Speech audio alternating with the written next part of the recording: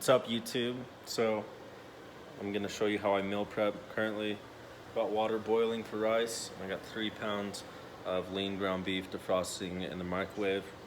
After this is done defrosting and the water comes up to a boil, I'll add rice, then I'll start browning my meat, and then once everything's cooked, I'll start weighing it out. I think I'm also gonna do this 1 pound of lean ground turkey here. It's 93% lean, 7% fat.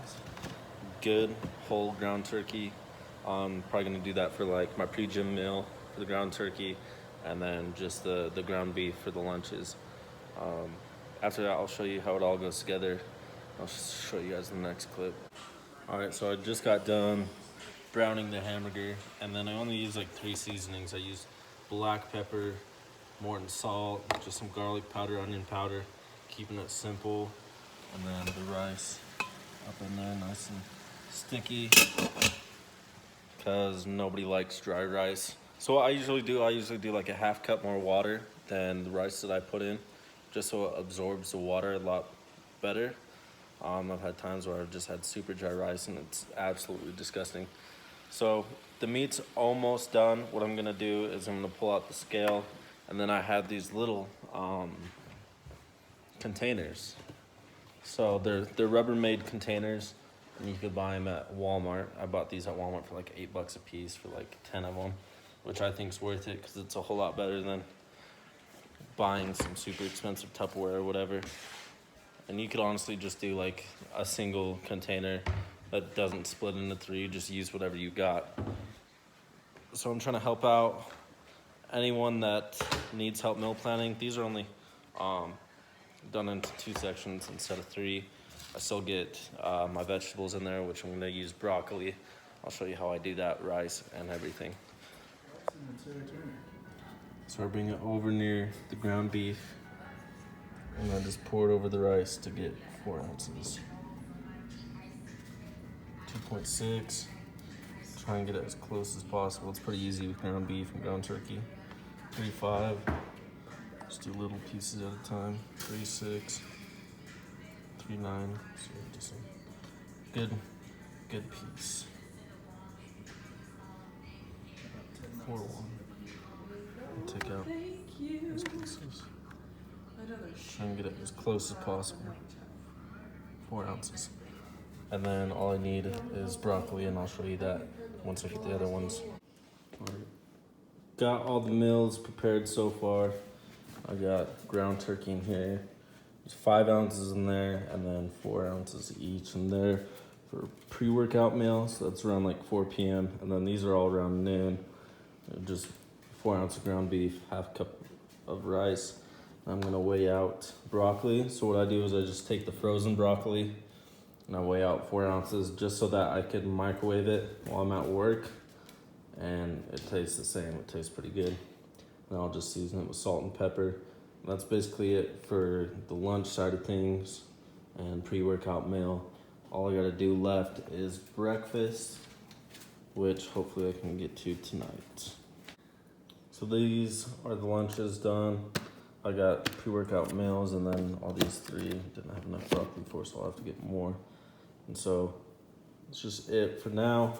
And the next clip we'll probably do in the morning, I'll do breakfast. So I'm back for the second part of this video, and I'm gonna be meal prepping breakfast today.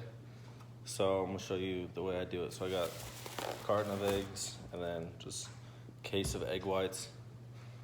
So let's get to it. So I got 5 whole eggs in here, because I need 1 egg per day. And then I got the scale here, and I'm gonna tar out the weight of this all together. I'm gonna add 2 ounces of egg whites per day. So that comes out to a total of 10 ounces of egg whites. It's very handy that I have a scale and then a liquid or dry measuring cups for meal prepping, so you can truly get the exact amount that you need. So let's just get pretty close, and I'll mix it up together and start cooking it.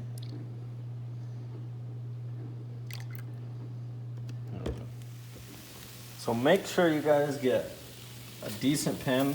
I prefer a non-stick pan because egg whites for some reason like to stick to the bottom of pans. So what I'm gonna do is I'm gonna transfer these to the same bowl, but I wash it out.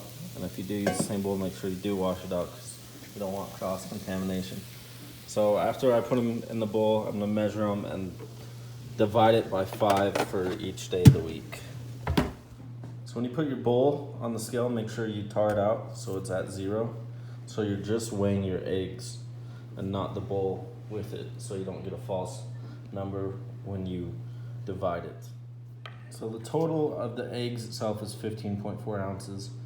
And what I'm gonna do is remove the eggs off of the scale and tar each one of these containers. There's 5 containers here, and then measure the eggs. It should be 3 ounces because it's 3.08 ounces per container, but it doesn't show 0.8, so I'm just gonna get as close to 3 as I can, and each one, whatever left over, I will divide into 5 as well.